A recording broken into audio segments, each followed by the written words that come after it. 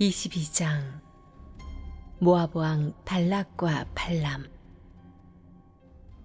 이스라엘 백성이 계속 행진하여 요단 여리고와 모압 평야에 진을 쳤다. 십볼의 아들 발락은 이스라엘이 아모리 사람에게 한 일을 모두 들어 알고 있었다. 모압 백성은 이스라엘 때문에 잔뜩 겁을 먹었다. 이스라엘의 수가 너무 많았던 것이다. 그들은 공포에 떨었다. 모압이 미디안의 지도자들에게 말했다. 보시오, 까마귀 떼가 시체의 살점을 말끔히 뜯어 먹듯이 이 무리가 우리를 남김없이 먹어치우려 하고 있어. 그 당시 모압의 왕은 십볼의 아들 발락이었다. 그는 부올의 아들 발람을 데려오라고 사신들을 보냈다. 발람은 자기 고향인 유프라테스 강가에 자리한 부돌에 살고 있었다. 발락의 사신들이 전할 말은 이러했다. 보시오, 한 백성이 이집트에서 나와 온 땅을 덮었어. 그들이 나를 맹렬히 압박하고 있어. 그들이 너무 벅차서 나로서는 감당할 수 없으니 부디 와서 나를 위해 그들을 저주해 주시오. 그러면 내가 그들을 치겠소. 우리가 그들을 공격해서 이 땅에서 쫓아낼 수 있을 것이오. 당신의 명성은 익히 들어 알고 있어. 당신이 축복하는 자는 복을 받고 당신이 저주하는 자는 저주를 받는다는 말을 들었어. 곧 모압의 지도자와 미디안의 지도자들이 저주의 대가로 제공할 사례금을 단단히 챙겨서 길을 떠났다. 그들이 발람의 집에 이르러 그에게 발락의 말을 전했다. 발람이 말했다. 오늘 밤은 여기서 지내십시오. 내일 아침에 하나님께서 내게 주시는 말씀을 여러분에게 알려드리겠습니다. 모압의 귀족들은 그의 집에 머물렀다. 하나님께서 발람에게 오셔서 물으셨다. 너와 함께 있는 이 사람들은 누구냐? 발람이 대답했다. 십볼의 아들인 모압 왕 발락이 사람들을 보내면서 이런 메시지를 전했습니다. 보시오, 이집트에서 나온 백성이 온 땅을 덮었소. 부디 와서 나를 위해 그들을 저주해 주시오. 그러면 내가 그들을 공격해서 이 땅에서 쫓아낼 수 있을 것이오. 하나님께서 발람에게 말씀하셨다. 그들과 함께 가지 마라. 그 백성은 복을 받은 백성이니 그들을 저주하지 마라. 이튿날 아침에 발람이 일어나 발락의 귀족들에게 말했다. 돌아가십시오. 하나님께서 내가 여러분과 함께 가는 것을 허락하지 않으십니다. 그리하여 모압의 귀족들은 길을 떠나 발락에게 돌아가서 말했다. 발람이 우리와 함께 오지 않으려고 합니다. 발락은 그들보다 지위가 높고 명망 있는 귀족들을 보냈다. 그들이 발람에게 가서 말했다. 십볼의 아들 발락이 이렇게 말씀합니다. 부디 거절하지 말고 내게 오시오. 당신을 극진히 예우하고 사례도 아낌없이 하겠소. 원하는 것이 무엇이든 내가 다 들어주겠소. 얼마든지 살해할 테니 그저 와서 저 백성을 저주해 주기만 하시오. 발람이 발락의 신하들에게 대답했다. 발락이 은과 금이 가득한 자기 집을 준다 해도 나는 내 하나님의 명령을 어기고는 크든 작든 아무 일도 할 수 없습니다. 하지만 지난번에 오신 분들처럼 여러분도 오늘 밤 여기서 지내십시오. 이번에는 하나님께서 어떻게 말씀하시는지 알아보겠습니다. 그날 밤 하나님께서 발람에게 오셔서 말씀하셨다. 이 사람들이 너를 보려고 이렇게 왔으니 그들과 함께 가거라. 그러나 내가 네게 말하는 것 외에는 절대 아무 일도 해서는 안 된다. 발람은 아침에 일어나 나귀의 안장을 얹고 모압에서 온 귀족들과 함께 길을 떠났다. 그러나 발람이 길을 나서자 하나님께서 진노하셨다. 하나님의 천사가 그가 가는 것을 막으려고 길에 서 있었다. 발람은 나귀를 탔고 하인들이 그와 함께 가고 있었다. 나귀는 천사가 길을 막고 서서 칼을 휘두르는 것을 보자 급히 길에서 벗어나 도랑으로 뛰어들었다. 발람은 나귀를 때려 다시 길로 돌아가게 했다.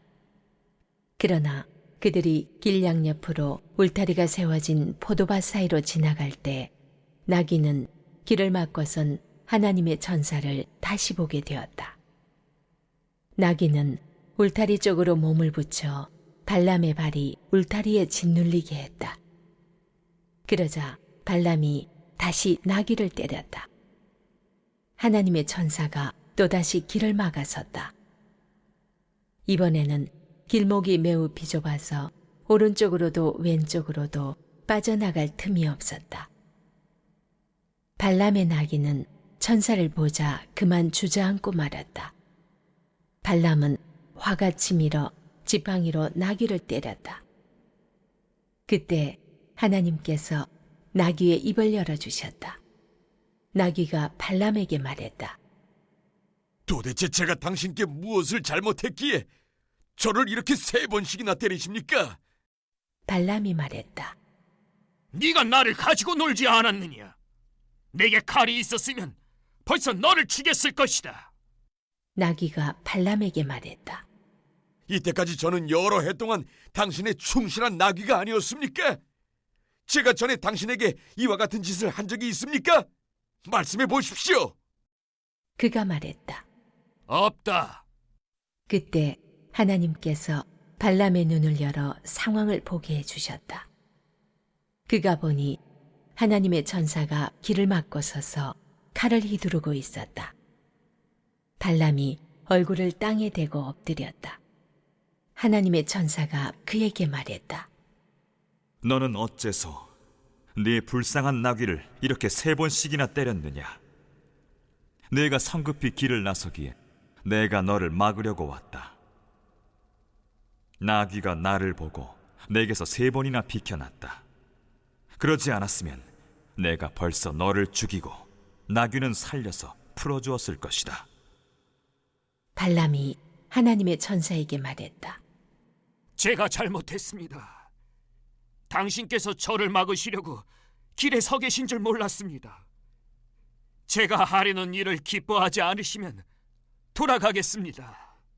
하나님의 천사가 발람에게 말했다. 그들과 함께 가거라. 다만 내가 네게 일러주는 것만 말하여라. 다른 말은 절대로 해서는 안 된다. 그리하여 발람은 발락의 귀족들과 함께 갔다. 발락은 발람이 오고 있다는 소식을 듣고 그를 마중하러 자기 영토의 경계 아르논 강가에 자리한 모압 사람의 성읍으로 나갔다. 발락이 발람에게 말했다. 내가 긴급히 전가를 보내 도움을 요청하지 않았소. 내가 부를 때 왜 오지 않았소? 내가 넉넉하게 살해하지 못할 것이라고 생각한 것이요? 발람이 말했다. 내가 이렇게 오지 않았습니까?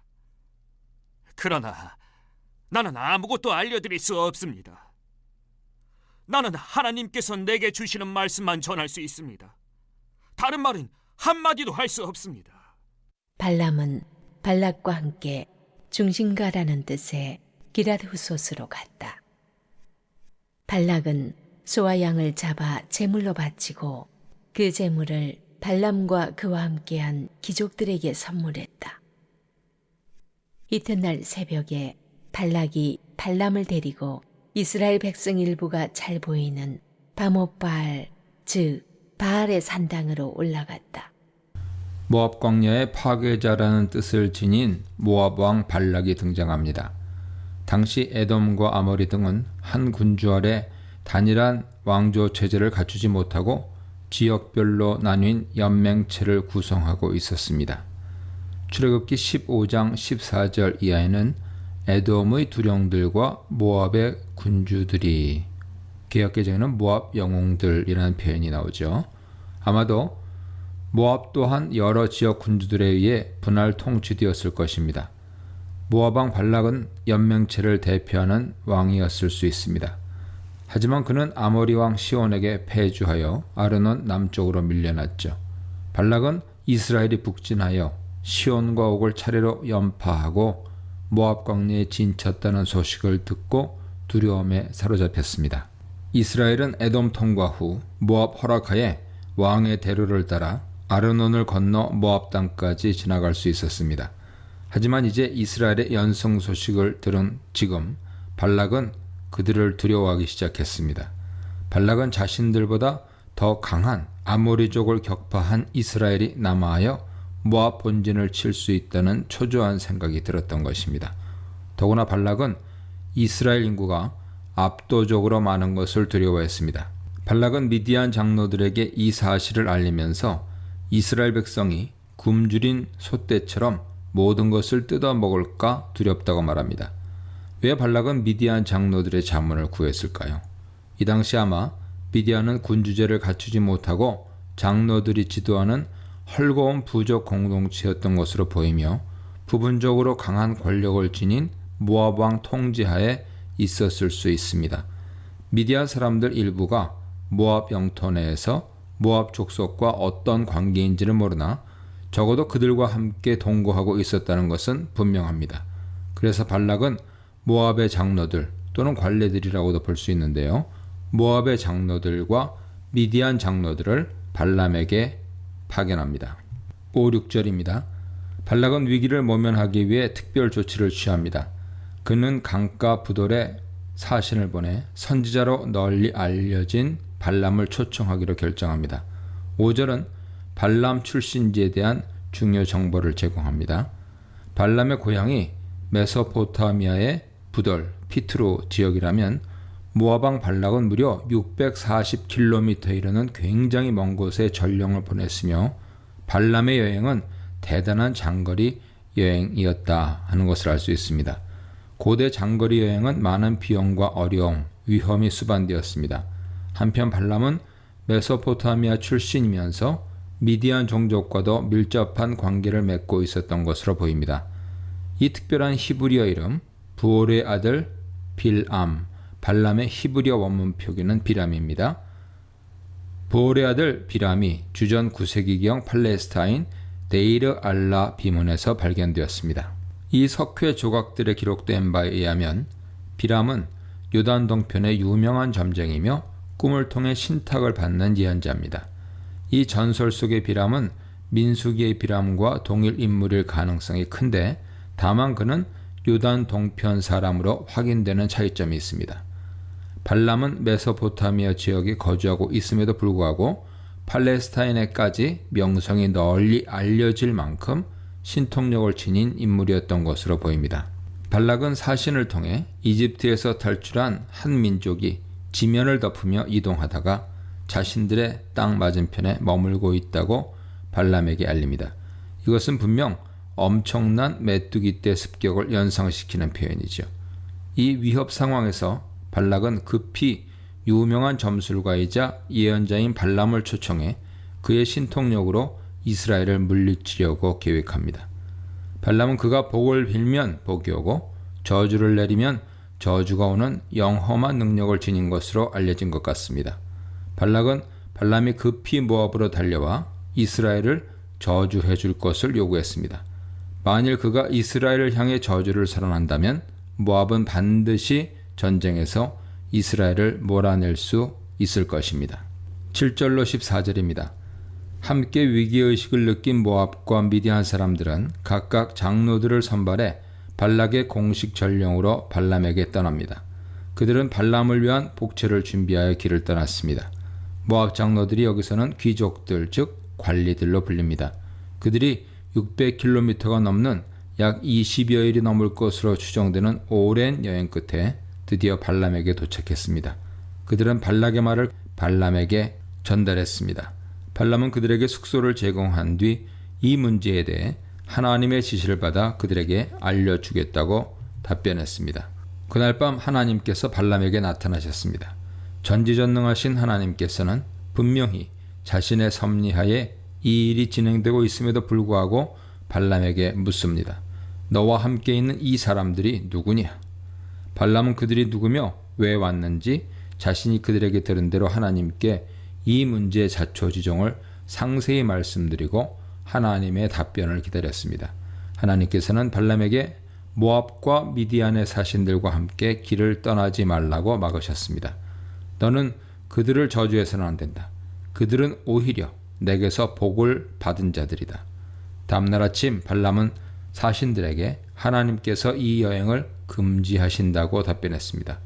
모압에서 온 사신 일행은 결국 고국으로 돌아가 협상 결과를 발락에게 알렸습니다. 발람이 우리와 함께 오기를 거부했나이다. 15절로 20절입니다. 발락은 포기하지 않았습니다. 그는 더 높은 관리들로 구성된 두 번째 사절단을 보내 발람을 설득했습니다. 발락은 사신들을 통해 발람에게 파격적인 제안을 했습니다. 편한 마음으로 모압을 방문해달라. 당신을 크게 예우할 것이다. 단순한 복제 정도가 아닌 원하는 것은 뭐든 들어주겠다. 그러니 나에게 와서 이스라엘 백성을 저주해달라.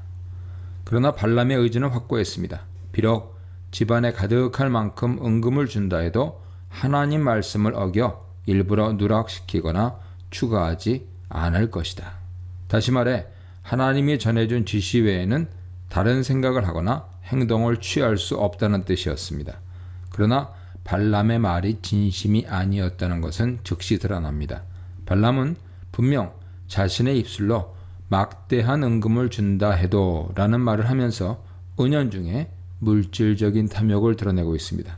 또한 결정적으로 그는 하나님의 뜻을 잘 알고 있음에도 불구하고 그들에게 하룻밤 그곳에 머물러 달라고 부탁하면서 여호와께서 내게 무슨 말씀을 더 하실지 알아보겠다라는 해괴한 구실을 댑니다. 하나님의 뜻은 가서 이스라엘을 저주하지 말라고 이미 전달되었습니다. 발람 발언에는 하나님의 뜻을 인간의 욕심과 의도에 맞추어 멋대로 변경시키고 합리화하려는 인간의 악한 본성이 담겨 있습니다. 발람 의도에는 분명 물질에 대한 과도한 탐심이 자리 잡고 있었습니다. 이것은 거짓 선지자들의 전형적인 속성이죠. 그날 밤 하나님께서 발람에게 나타나셨습니다. 꿈을 통한 계시가 분명합니다. 하나님은 무슨 계획이 있으신지 발람의 욕구대로 그들을 따라 모압으로 가라고 허락하십니다. 다만 그곳에 가서 하나님께서 그에게 지시한 말만 하라는 엄중한 단서를 덧붙이십니다. 이와 관련된 깊고 오묘한 하나님의 계획과 섭리는 나중에 밝히 드러납니다. 이 문단에서는 멈춤 없는 적의 공세, 멈춤 없는 하나님의 은혜, 더 강한 물질의 유혹에 대해 묵상해 보시기 바랍니다. 꿈에 모압 땅으로 떠나라는 하나님 응답을 받고 발람은 아침 일찍 나귀를 타고 모압 관리들을 따라 길을 떠났습니다. 나귀는 고대 가나안 지역의 가장 중요한 교통수단이었으며 신분이 높은 사람들은 발람처럼 마부와 종들을 대동했습니다. 그러나 22절은 독자들을 당혹해 합니다. 전날 발람의 여행을 허락하신 여호와께서 진노하시면서 그의 길을 막으셨기 때문이죠. 그러나 하나님께서 마음을 바꾸신 이유는 도리어 발람의 탐욕으로 자신의 목적을 이루시기 위한 하나님의 계획이었다고 볼 수 있습니다. 인간은 하나님 뜻에 반하여 자신의 자유의지로 자신이 원하는 길을 선택할 수도 있고 그래서 스스로 문을 열고 자신을 망치는 길로 들어섭니다. 바로 발람이 그러한 인물에 대한 전형적인 모델이라 할 수 있죠. 하나님께서 불과 하루 만에 그의 길을 막으신 이유는 발람의 여행 의도가 사악했기 때문입니다. 즉 그는 하나님께서 지시하신 것만 말을 해야 했음에도 그의 심중에 이스라엘의 저주를 계획하며 그에 대한 대가를 기대하고 있었는지 모릅니다. 이것이 32절에서 볼 수 있는 여호와 사자의 진술 네 길이 악함으로에서 확인됩니다. 여호와의 사자가 마치 그의 대적자 사탄처럼 그의 길을 막아섰지만 발람은 깨닫지 못하고 나귀는 여호와의 사자를 발견했습니다. 여기서 발람이 영적 소경이라는 사실이 강하게 암시되어 있고 나아가 그가 나귀보다 못한 형편없는 자로 비교되고 있는 듯합니다. 나귀는 여호와의 사자가 길 앞쪽에서 손에 칼을 들고 위협적인 모습으로 서 있는 것을 보고 길을 벗어나 밭으로 들어갔습니다. 검을 든 천사나 그룹은 구약에서 몇 차례 출현하는데 대체로 죽음의 경고와 심판의 실행을 위함이었습니다. 여기서도 여호와의 사자는 발람을 위협하고 여차하면 그를 죽이려는 의도로 칼을 들고 나타났습니다. 그러나 발람은 느닷없이 길을 이탈하는 나귀에게 매질을 했습니다. 나귀는 여호와의 사자를 보고 길을 벗어나 포도밭으로 들어갔습니다. 담장, 아마도 돌담일 텐데요. 담장이 둘러쳐진 포도밭 사이로 들어선 것으로 보입니다. 나귀는 3차례에 걸쳐 여호와의 사자를 피합니다. 두 번째 이탈로 겁을 먹은 나귀는 몸을 담에 바짝 붙여 위협적인 검을 피하려 발버둥 쳤습니다. 그로 인해 발람의 발이 진기해졌고 발람은 화를 참지 못하며 다시 한번 세차게 매질을 했습니다. 여호와의 사자는 점점 발람과 나귀에게 가까이 접근했고 결국 겁에 질린 나귀는 발람을 태운 채 엎드리고 말았습니다. 여호와의 사자를 피하려는 3번째 몸짓이었죠. 하지만 여전히 사태를 파악하지 못한 발람은 크게 분노하면서 지팡이로 나귀를 때렸습니다. 28절로 33절입니다. 여호와께서 이때 나귀의 입을 여셨습니다. 나귀가 입을 열어 말을 하는 것은 우스꽝스럽죠. 그러나 우리는 여호와께서 나귀의 입을 여셨다는 진술에 주목해야 합니다. 즉 이것은 자연적이거나 일상적인 현상이 아닌 일종의 이적과 기사였습니다.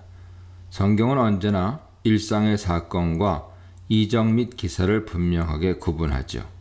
구약은 홍해가 갈라진 사건, 만나와 메추라기 공급, 반석에서 솟은물, 다른 많은 초자연적 사건들을 이적과 기사 범주로 분류합니다.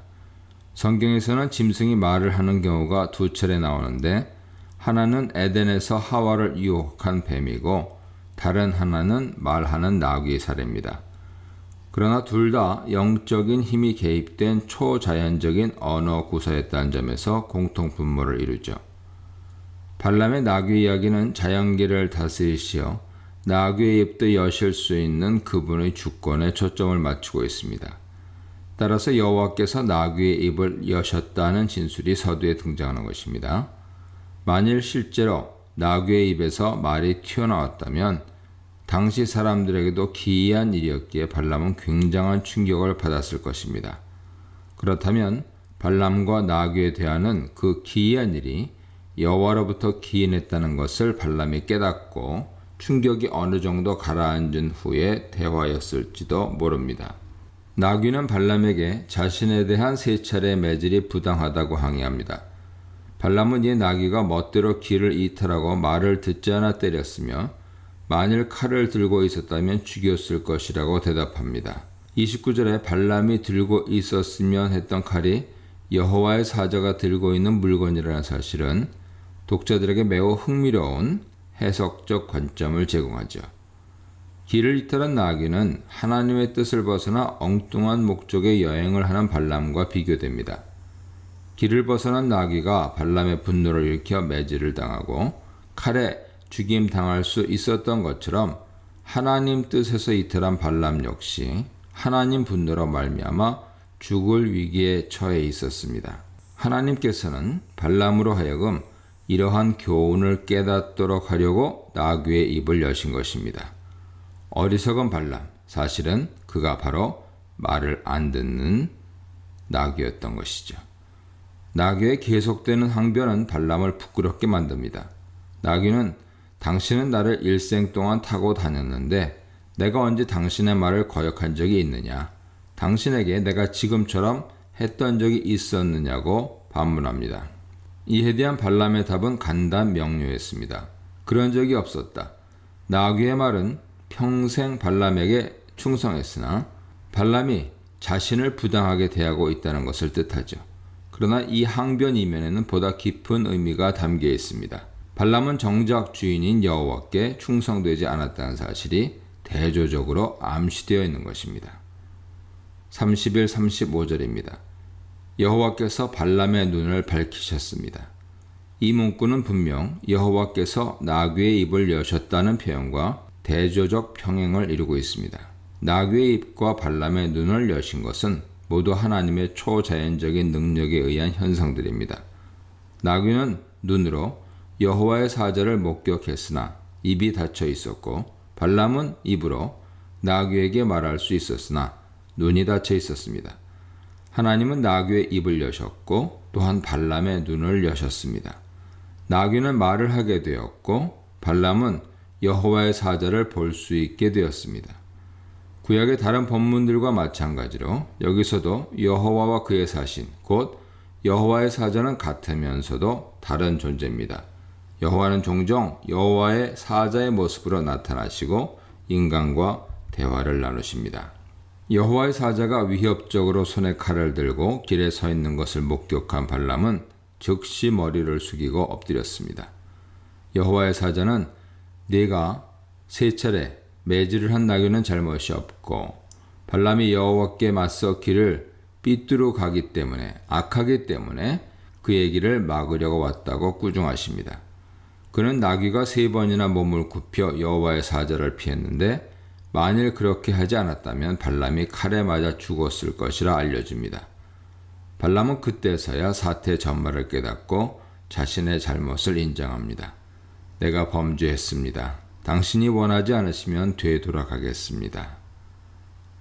그러나 하나님께서는 발람에게 사신들과 여행을 계속 진행하라고 명령하십니다.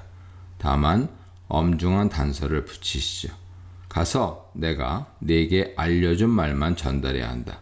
미루어 보건대 결국 나귀 사건은 발람으로 하여금 그의 사악한 의도를 포기하고 하나님 뜻에 복종하도록 만들기 위한 하나님의 특별 조치였다고 할 수 있습니다. 이 문단에서는 마음의 순종을 원하시는 하나님, 언제든 무엇으로든 일깨우시는 하나님, 나귀를 통해 눈이 열린 발람에 대해 묵상해 보시기 바랍니다. 발락은 격식을 갖춘 인사를 한 뒤 발람을 극진히 영접합니다. 이에 발람은 정중한 초청에 감사를 표하죠. 그러나 그는 다시 한번 자신의 한계의 선을 긋습니다. 내가 함부로 내 뜻대로는 말할 수는 없고 하나님께서 내게 주시는 말씀만 전달하겠소. 발람 에피소드의 마지막 부분과 이어지는 사건들을 읽어가는 독자들은 이것이 발람의 진심이 아님을 알게 됩니다. 발락은 발람을 기럇 후솥으로 데려가죠. 기럇 후솥은 모압 성읍에서 멀지 않은 아르논 계곡 근처에 있었던 것 같습니다.